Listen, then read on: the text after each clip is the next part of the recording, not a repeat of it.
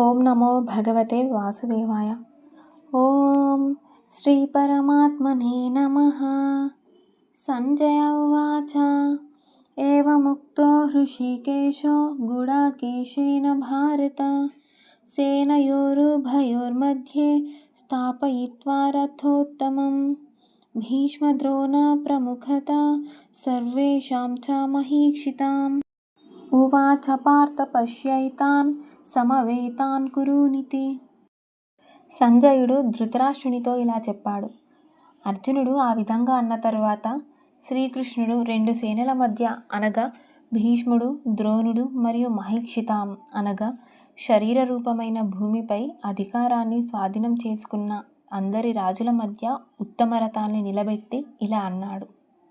పార్థ, ఇక్కడ యుద్ధం చేయడానికి వచ్చిన కౌరవులను చూడు.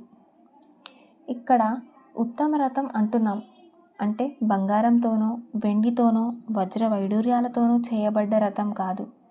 ప్రపంచంలో ఉత్తమం అన్న పదానికి అర్థం ఈ మాయతో కూడిన శరీరానికి అనుకూలంగా లేక ప్రతికూలంగా చేయబడుతుంది.